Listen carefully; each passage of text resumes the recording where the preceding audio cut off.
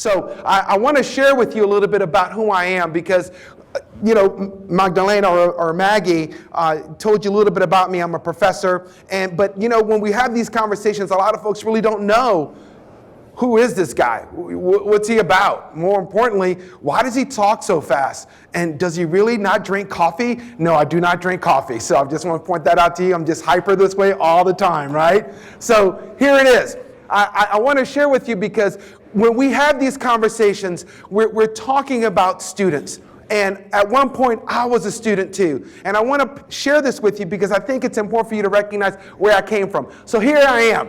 So this is Martha and Luis, and this is me. I don't know if I could do this. Can I point with this thing? Oh, no, I can't. Oh, I'm trying to do this. Okay, hold on. Can I point with this thing? I don't think I can. All right. Huh? Okay, well, anyway, here I am, little chubby kid, right? Now, when I was that age, that's when I found out the term husky. I didn't know what that term meant, but look, one of the biggest joys I had when my parents were when I was growing up, we ended up coming from Cuba, and they came with 3 kids under the age of 7. No one spoke English, and more importantly, they came with everything in a suitcase. And that was it. And so when I went to Sears, my mom says, "No, you're husky." I didn't know what that meant. But now I understand that means that you're not thin. And so I just want to point out to you, this is me not being thin, right? And they're kids, all 3 of them, with not coming with anything but a suitcase with Graciela, Luis, and Jorge. Between all 3 of us, we have 8 college degrees. So when we talk about DACA, I was pre-DACA because I didn't become a U.S. citizen until I was 11 years old. I was pre-DACA. And when we talk about what immigrants do and what immigrants can accomplish, I just want to point out to you the important value. Oh, can I use this one instead? Okay. Okay, great. So here I am. Oh, I don't know if you can see. So here I am. I got a nice little haircut, right? So I didn't speak English here. So how did this kid, from not being speak English, became a tenured faculty member at Texas A&M? I want to talk about that little sliver between those 2 pictures, because that's where all of us interact. That's where all of us work. How did I end up doing the work that I do and became a tenured faculty member? But more importantly and more critically, with the work that I've done, I've done a lot of work in the state of Texas focused on Latino males. More importantly, the notion of Latino students. And I talk to people and say, I don't do research. I really don't. I do me-search. Because kids like me didn't exist when I went to college. Kids like me had no chance of going to college. And so I said to myself, how did I, coming from another country, not speaking the language, how did I make it? What made me so different? And so I want to try to share that with you and share that story in terms of what you can do to change the lives of students. But more importantly, as a result of this work, I ended up, like I said, doing a lot of work. I've done a lot of research, and more importantly, it's got a lot of national attention. I had an opportunity to meet this guy. How did I meet the president coming from such humble beginnings? How did that happen? And so I want to point out this picture, a couple things about this picture. Number one, I don't know who that guy is in the middle. He's just photobombing me. He looks kind of creepy. I don't know who he is. I don't know what's his deal, right? Number two, my friends joked because when I took this picture, they made fun of me because I was holding the president's shoulder, and they said Secret Service should have jumped me for holding his shoulder the way I did, right? But literally, how many people have heard the term elevator speech, right? Elevator speech, 90 seconds. So I literally had an elevator speech moment with President Obama. And by the way, this was kind of like a relaxed setting. Number one, it was at the Vice President's home. I had just given a talk, and we were literally hanging out with the Vice President and the President at the Vice President's pool area. So it was about 75 people, and we really just have an opportunity to talk. And so I literally had 90 seconds to me because there were a lot of people around wanting to talk to him. And he said, "Welcome to the White House. Thank you for coming." I said, "Of course, of course I'm welcome. Thank you." I said, "President Obama, it is an honor to be here today because never in a million years did my parents think that their firstborn son will have an opportunity to meet the most powerful man in the free world. And never in a million years did my parents believe that opportunities like this could happen to a family like ours. My mom made cakes. My dad worked in the sugarcane industry. And somehow, some way, I ended up meeting the president. And so I do work, President Obama, on Latino students, particularly Latino males in the state of Texas. And I want to be honest with you, the work that we do is trying to change the narrative around Latino males and men of color. And he listened to me intently, and this is what he told me. He says, first of all, I want to tell you thank you for the work that you're doing. And I'm quoting directly. He said, Texas is a demographic reality for the United States. Does that make sense? Texas is the demographic reality of the United States, number one. And number two, we're looking at the state of Texas, which includes you, to determine what works to help students succeed in college. What works? And so we want to take a look at your research to help us determine what are best practices, what are the best things that we can do to help students succeed. And I said, thank you. I'm going to do my very best. And so when I talk about doing this work, I really want to point out something to you. This isn't something that's kind of off in the sunset. This is something that I do and breathe and live every day. As a faculty member, these are the things that I talk about every day. And so my hope is that I can share with you what I shared with the president, but more importantly, how you can be a part of that solution. Now, one more thing I want to tell you about this picture. I took this picture with my cell phone, and then I printed it out, and I gave it to my parents. And I don't know about you, but Latino families are kind of crazy, and they're kind of bragging about their kids. And so it's an immigrant thing where they compare one kid to the next kid. And so my mom made about 100 copies of this picture, and she ended up showing it. And my mom would say, they'd come around and meeting out other friends, and they say, oh, my son just graduated from high school. And then my mom says, well, my son just met the president. Bam! Right? So I guess she won that battle for that day. But there was a lot of pride. And to this day, this picture is in my family's home as a point of pride of what we can accomplish as an immigrant family. Somehow, some way, our stories are important. And so I'm going to share with you why we need to talk about these things. Because when we think about diversity, and we hear that buzzword as the name of this summit is, the notion of diversity, it's more complex than you think. In fact, our students reflect a variety of visible and invisible traits. And so I'm going to show you a couple of pictures and kind of give you a sense of what I'm talking about when we have this conversation. And more importantly, I'm going to start having some audience participation, okay? So I have this picture of this young man. And what are some of the things you see automatically about this young man? Real quick. A tattoo, okay. Anything else? Facial hair, okay. The ear stud, right? Ear stud, right? Glasses, okay. Very focused, right? Man of color, correct? And so when we work with students, we often focus, naturally because this is who we are, on the visible traits. Whether it's height, weight, phenotype, hygiene, that's another buzzword for BO, right? For body odor, right? I'm keeping it real, right? Clothing, apparel, what they wear, hairstyle or tattoos, right? Some people say if you have tattoos, all of a sudden you're kind of sketchy, right? Jewelry, physical impairment, or even teeth. People look at people's teeth and make judgments about them just by looking at their teeth, right?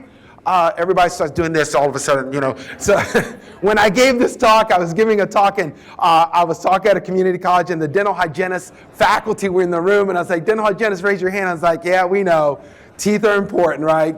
Floss, right? Floss, right? So we look at our teeth, we look at scars, or something that we hear is accent or dialect.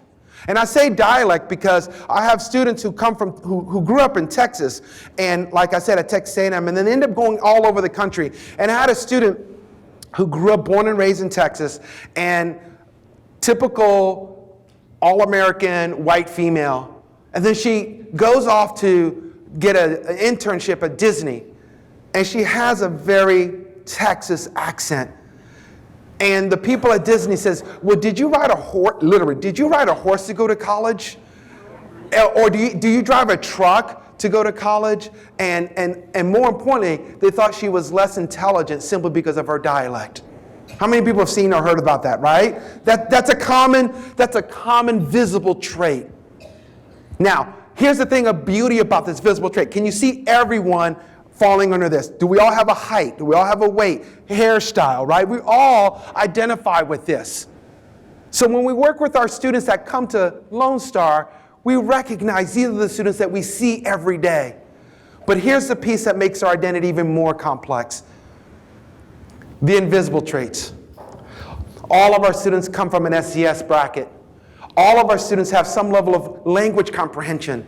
So when we talk to our students, if we're college educated and they're the first to hear, some people say, you use too many big words, right? So we don't know their language comprehension, especially if they're learning the language. So when I went first to college, it was so crazy. When I went to college for the first time, as a first-generation student, I was walking around. I'll never forget this. I was a freshman. I was 18 years old. I was walking on campus, and I was having this dialogue. I just got out of my math class, and it kind of dawned on me, and I said, okay, first of all, this is my internal dialogue. I said, wow, why are there so many medical doctors on our campus teaching math and English and science? And for the longest time, because I heard doctor, I thought everybody on campus was a medical doctor that taught in these different disciplines.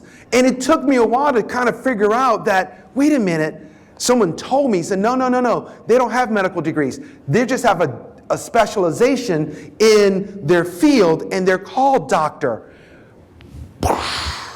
Mind blown. I was like, so I can't talk to my doctor about the pain I have, right? No.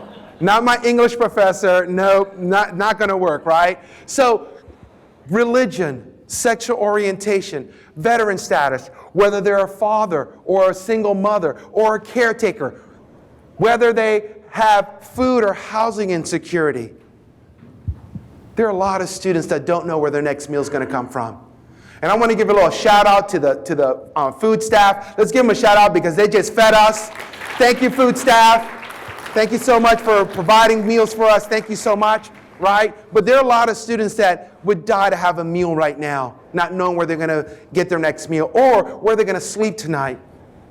Financial stress, financial debt, first generation, or learning and mental health concerns, whether it's this notion of PTSD. My brother went to Afghanistan for 2 tours of duty, and he has been forever changed. And so, just like we have all of these visible traits, is it safe to assume that all of us have these invisible traits? Raise your hand if we have all these invisible traits. All of us come from an SES. All of us have a sexual orientation. All of us struggle about financial stress. But we walk around and we pretend like everybody's like us. We walk around with a sense of privilege. And folks, we have privilege. We have privilege that a lot of students look at us and not knowing whether or not they belong here. In fact, when we have these conversations about diversity, a lot of times we assume just because what we see, that's who they are. And I want to make a statement. 2 years ago, this was the title of my talk. It's this idea about knowing their names is to know their lives. Students are dying, are craving for someone, not because they're thinking that you're so smart. They're dying and craving, just feel like somebody cares about them. A sense of belonging. A sense that someone actually cares about, wondering whether or not I'm going to be able to get my next meal. Whether or not I can afford my books. We can't do that if we don't know their names. And we can't know about their lives if we don't create meaningful relationships. So for all the faculty in the room, raise your hand if you're a faculty member, right? A lot of students are looking at you as faculty members and wondering, do they understand me? Do they know my name? Am I just a face in the crowd? Faculty, I want to be honest with you. We need to know their names to understand their visible and invisible traits. We have more in common with our students that we serve than not common. And so I want to provide you a perspective on how we think about this and how we move forward. And so, if that's diversity,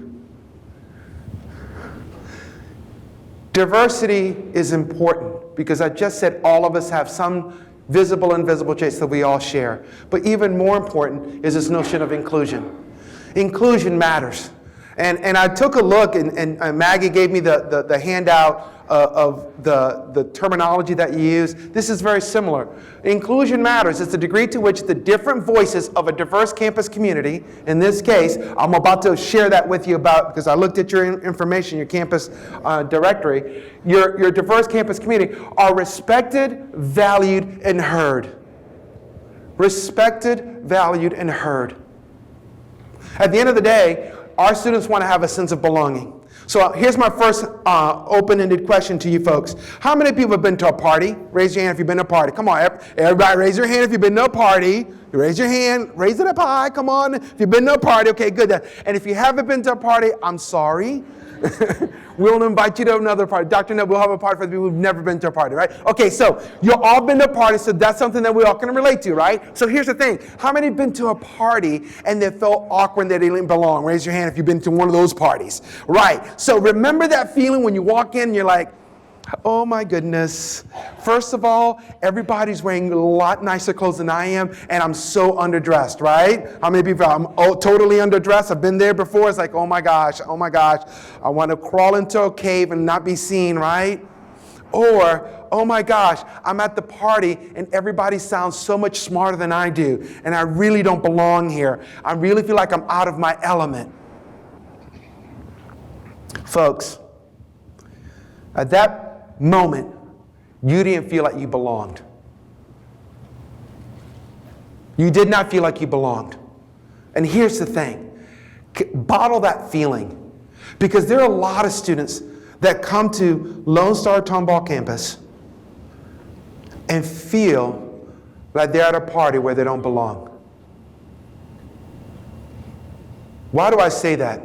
Because I've been at many campuses across the state of Texas, and my favorite campus, because it's amazing and it's part of your system, the Lone Star Sci-Fair campus. How many have been to the Lone Star Sci-Fair campus? Okay, that looks like Disney. I don't know about you, but the pool in the middle is that lake in the middle. It was like, oh my gosh, this is like plush. This is like really a nice campus. Am I right? Yes?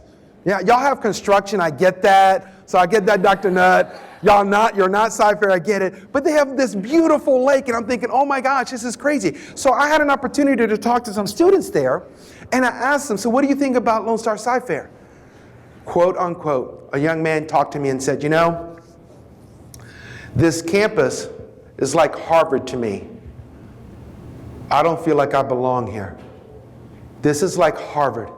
In fact, this is my Harvard. Wrap your head about what that student just said. You're thinking, you know, Lone Star Community College, we're one of several community colleges in the state, in the Harris County area. Oh my gosh, what are you talking about, Harvard? For a lot of students, this is their Harvard.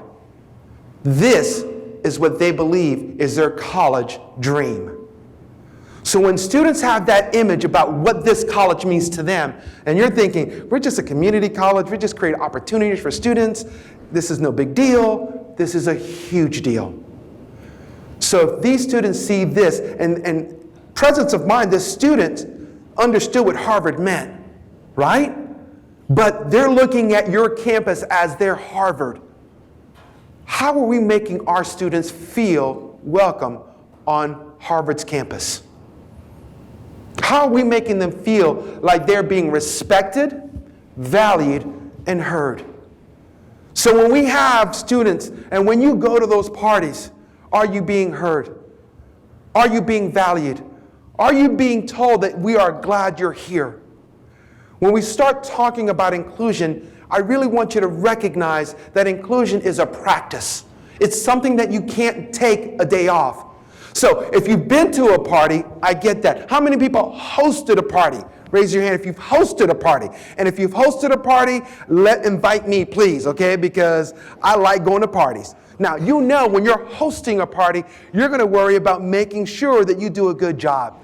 Enough food, good music, or a great football game if you have watching the Texans or whatever, all of that.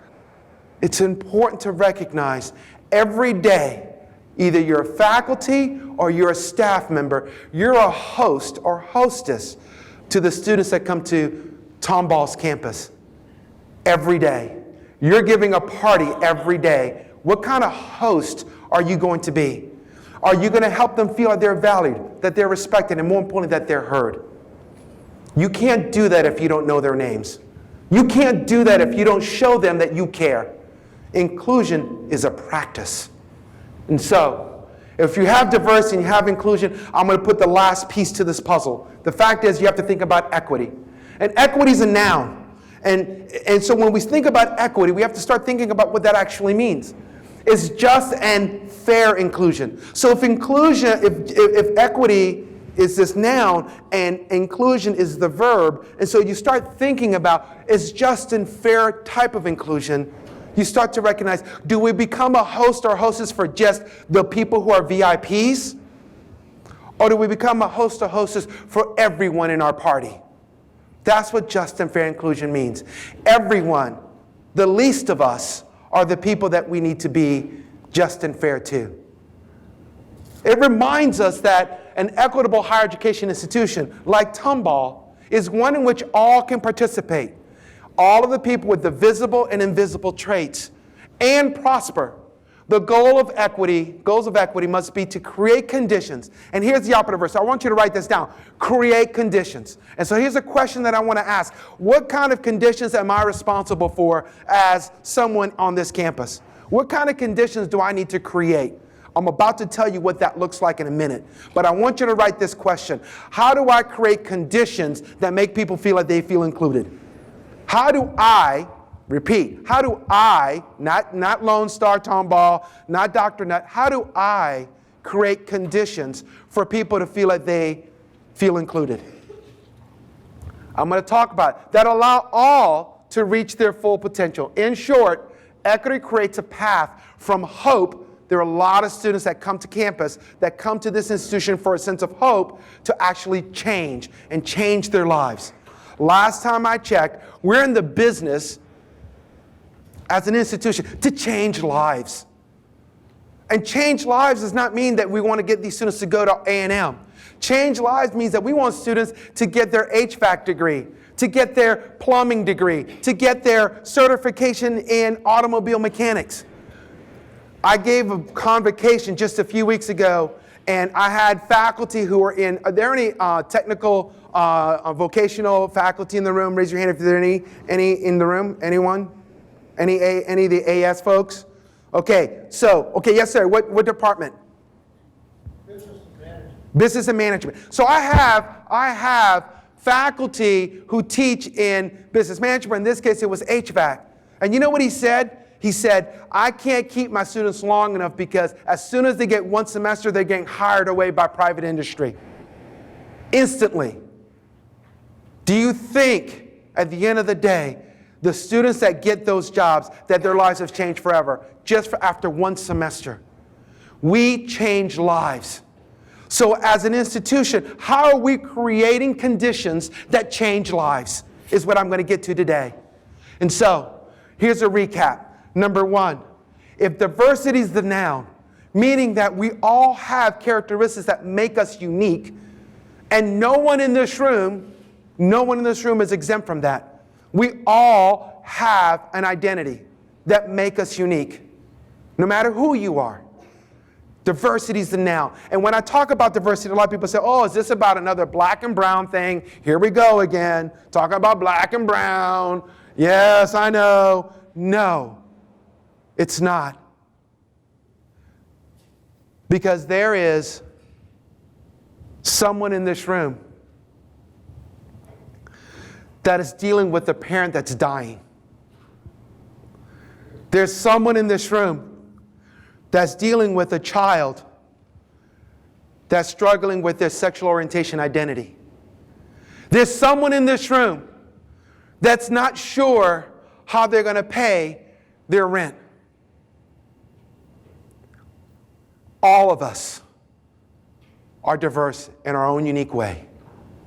And the moment you start recognizing that, the moment we start appreciating how all of us have a story to tell. So diversity is the noun. Then inclusion is the verb. We have to practice inclusion, meaning that we have to make people feel like they have a sense of belonging. So if diversity is the noun, inclusion is the verb, then equity is our philosophy. We have to have a philosophy that we genuinely believe that everybody can prosper, that everybody can have a sense of hope so their lives can change.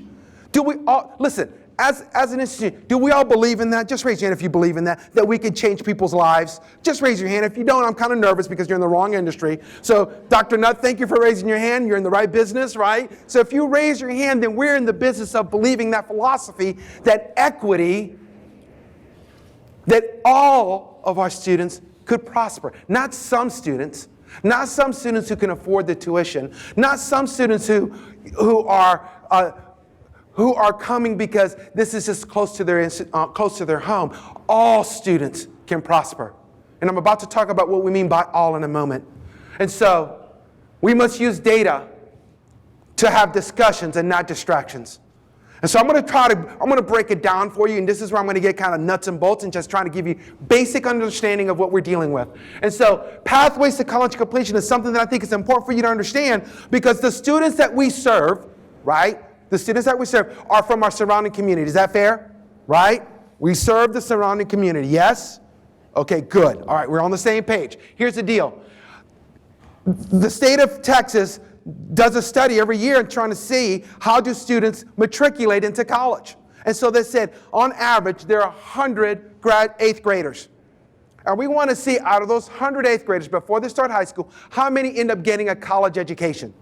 Not a college degree, a college education, a credential, right? So y'all with me, 100? Yes? Okay. Of those 100, only 78 actually graduate. Okay? 22 of them do not graduate from high school. Think about what that means. 22% do not graduate from high school. What happens to those 22%? Just put that in your back pocket and just think about that. But 78 do. How many people know somebody that did not finish high school? Raise your hand. Okay, so we all know someone, right? So 78 actually finish. Of those 78, only 54 actually enroll in college. These are numbers that I'm not making up. These are numbers that are straight from the coordinating board. These are things that are just common, right? So 54 actually enroll in college. Of the 54 of the original 100, only 23 earn a college credential or degree. When I talk about credential, I'm talking about a certificate in administrative assistant. When I'm talking about degree, I'm talking about an AA degree or a BS degree. Any kind of degree, any kind of credential. 23. And so you don't have to be a math whiz to figure out what I'm about to show you.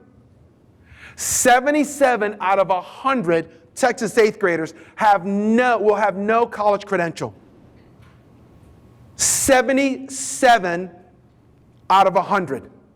I'm going to let that sink in. Folks, we have work to do. Folks, there are a lot of students that are in your community that finished the 8th grade 11 years ago and don't believe that this campus is for them. Don't believe that they have a chance to be successful at Tomball campus. 77 out of 100 tells me something very dangerous. At the end of the day, these are the students who are part of our community that our tax dollars are going to have to support. Does that make sense? Yes? Absolutely. When people tell me, oh my gosh, 77 hours, so what does that mean? What does that actually look like? I said, for some of them, when you have no hope and you have no chance, you end up in a life of crying, right? Fair? I'm not saying all of them. I'm saying some, right? So here's the thing that I want to share. Because a lot of people say, You've heard the debate. We should not have free college, community college. That's crazy. That's too expensive. That's nuts. All right, I want you to pull out your phones. I want you to pull out your phones, and I want somebody to Google this. Or if you have a laptop, I want you to Google this. Okay? Pull out your phone and Google this. Say, hey, okay, Google. All right, say, okay, Google. Here's the thing. And ask Google, type it in, average prison cost. Average prison cost. And while y'all doing that, I'm going to tie my shoes so I don't fall. And when you have that answer, I want somebody to stand up and tell me that number. Average prison cost. Who has that? All right. Yes, ma'am. And your name? Deirdre. Thank you, Deirdre. What's the cost? $40,000 per year. In some states, it's as much as 60. Okay. In California, it's $80,000 for 1 year, one inmate. All right. So in the state of Texas, it's about $30,000. Okay. Follow me? You with me? Now, that's $30,000 for one inmate for 1 year.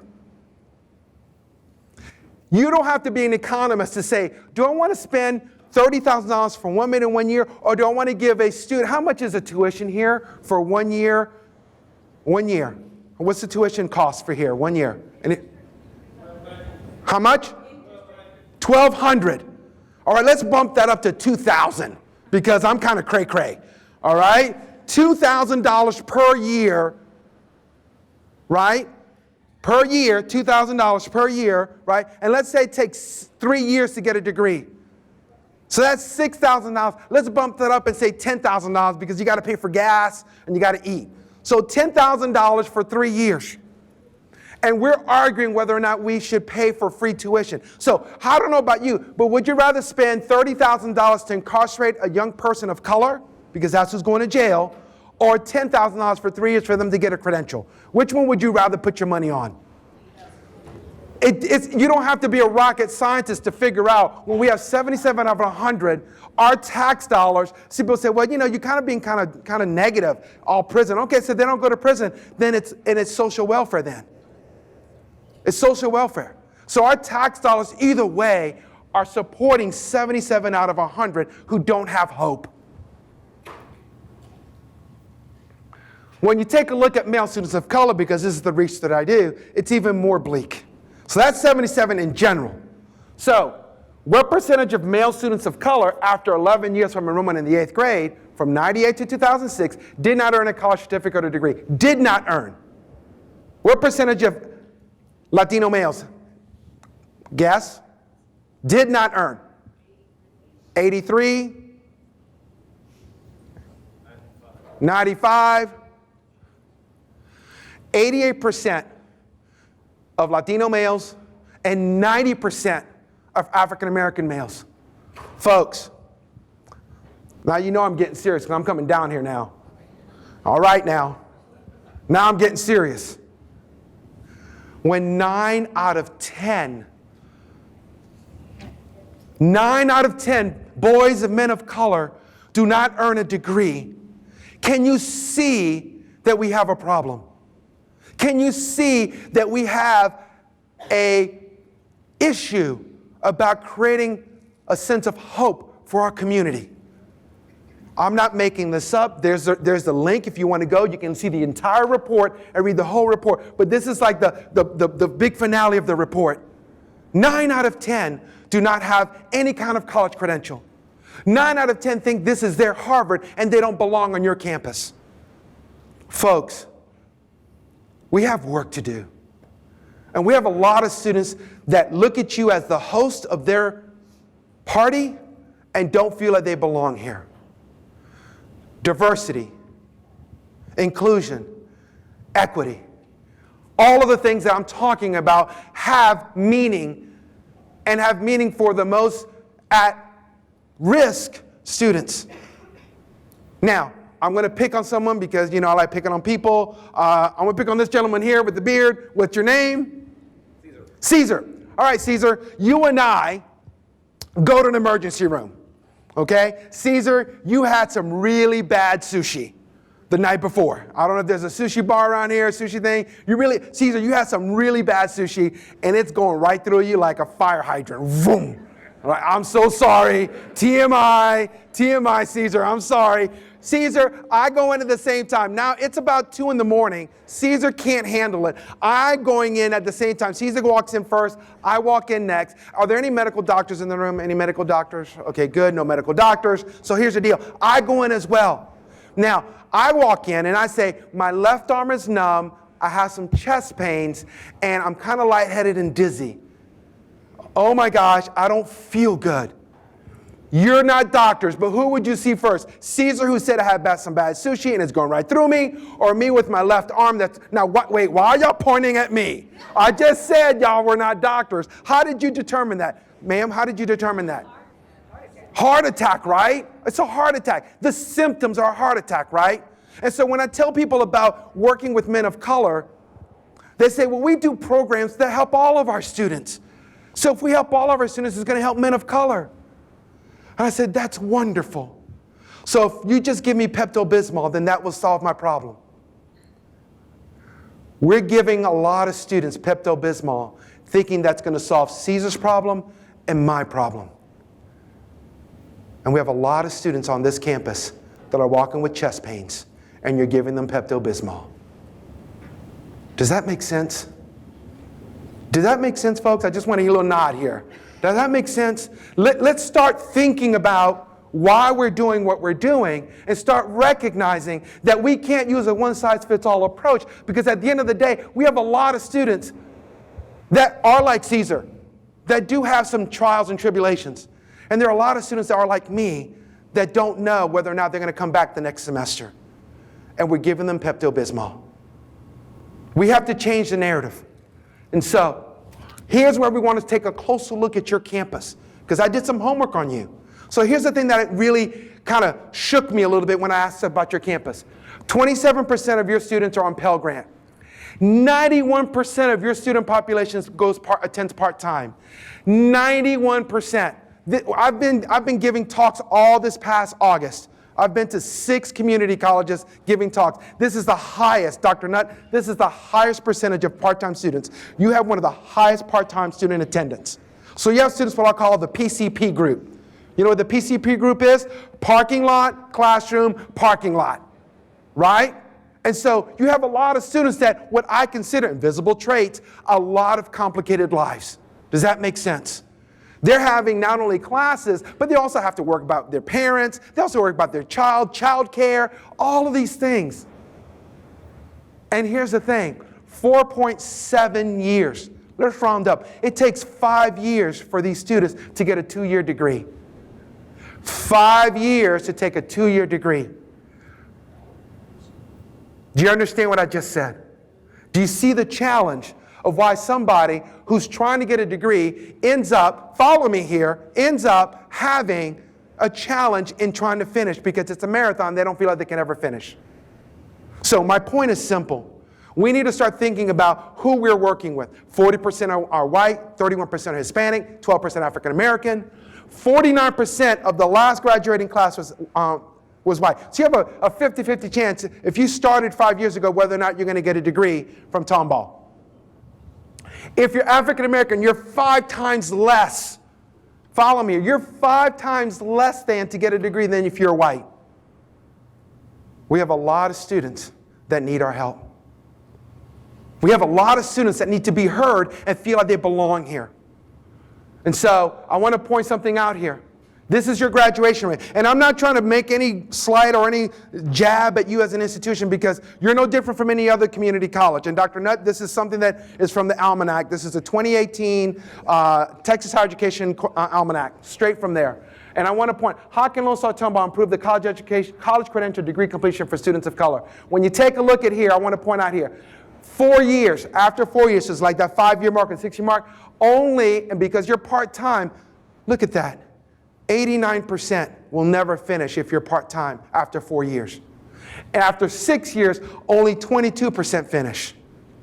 Folks, we have room for improvement. We have a vision of what we have to accomplish. And so when we see this, what do you see when you see this picture? a wall, right? Too often we ask, traditionally, colleges ask if Latinx students are college ready, when the real question should be, instead, we should ask if Lone Star College is ready to serve Latinx students. Let's flip it. While we ask them to be college ready, you have to take all these courses and all that. There are a lot of high schools that don't have an AP curriculum, and we're asking them to be college ready.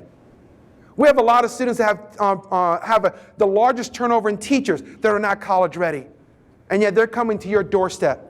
So how are you addressing the students that you're serving?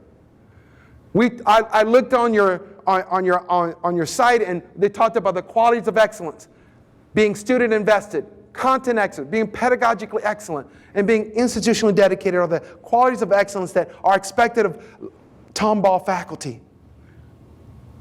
I want to point out to you, what is it to be pedagogically excellent? What does that look like? And you're probably wondering, it's like, is he going to give me some crazy research? No, because I have to finish really quick. I only have like 3 minutes left, and I want to be clear about what I'm trying to accomplish here. The question is, we must understand what students of color need to be academically successful. We have to understand what that looks like. And so here are 3 things that I want you to think about, right? And I'll follow up if you want me to. I'll be more than happy to come back. I'll follow up. But here's the 3 things. Number 1, we must improve the cultural humility of Tomball faculty members. Cultural humility means that at the end of the day, we need to recognize that people that we teach are going to be different from us, and how we're going to be humble to listen to their stories and understand who they are. We need to be culturally humble to recognize that we have privilege, and students look at us like they don't belong here, and we're being terrible hosts. I'm working with Austin Community College to address that very issue. How do we improve the cultural humility of the faculty? And if you're an adjunct faculty, you're even less invested because you're obviously working and doing some other things, and you just come here for one class and then you're gone. We must improve how part-time students navigate their educational experience. If 9 out of 10, we need to critically analyze what do we mean by a part-time student, and ask part-time students, what can we do better? And it's not more than just saying we need to have different hours. It's more than that. We need to think about what that actually means. And more importantly, we must improve how Latinx students have access to academic and counseling support services. I'm going to tell you right now, there are a lot of students on our campus that are depressed and hurting. There's a lot of pain on our campus, and we need to understand how to help those students. When we start talking about what this means, how many people have heard the term microaggression? Microaggression, right? Okay, just strike that. I don't want to talk about microaggression ever again. I don't want to talk about microaggression because microaggression's a deficit-minded thinking. I want to talk about microaffirmations. Because if you're going to be a host, you're going to have to focus on microaffirmations. If you're going to be a host, I'm going to start giving you a solution how to address this. The fact of the matter is microaffirmations are positive micro-messages that recognize and validate others in positive, supported ways. And follow me here. They cause people to feel valued, included, motivated, confident, and more importantly, encouraged. How many people want to be feeling like that all the day, all the time? We all do. So what makes you think that students don't want the same thing? What makes you think that they don't need that? So the question becomes, and where are you, Maggie? I'll go ahead and give you the slides so y'all can get the citation on how to think about that. So there's entire articles about what does that look like when working with students. And I won't go into this because I don't have enough time. We have students that walk around our campus that look like this young man. And we need to ask ourselves, microaffirmations matter to the educational experience of students of color because it creates and fosters a sense of belonging. So here are the 3 things that I want you to think about when it comes to this area. How do you say something positive to Tomball students in and out of the classroom? How do you do that? And in what ways? For the professional staff, how many people are professional staff? Raise your hand if you're professional staff. Academic advising, is there an academic advisor? Where's any academic advisor? Right, academic advisor in the house. That was my time. That was my jam. I worked in academic advising. I get you. I feel you, right? How do you say something positive? I'm so glad you're at Tomball. We can see success here for you. Even though you think this is your Harvard, we see success for you as being a college graduate. How do you make students feel valued and respected? We all want to feel valued and respected. How do you do that for students? The very things that we want our students to have. More importantly, how do you act differently every day with acts of support and encouragement? So not only do we have to say things, we have to do things. So you go back to your department, you go back to your office, and you need to ask that last question. How do we show acts of support and encouragement? Not just say that you haven't, But I'm giving you the bigger picture of what this looks like. And more importantly, why you need to do it. Because a lot of times when we talk about doing all this thing, a lot of times I'm asking you to get out of your comfort zone. And I told you that the whole thing about this whole thing was about change. And so here's what I think I want to show you. For a lot of us in our comfort zone, we feel safe and in control. And I need you to get out of your comfort zone. Because there are students who are dying to feel like they belong. And you can't do that if you stay in your comfort zone. Because what you're doing now is not enough. Getting out of your comfort zone, sometimes you're going to get in your fear zone and going to have a lack of self-confidence.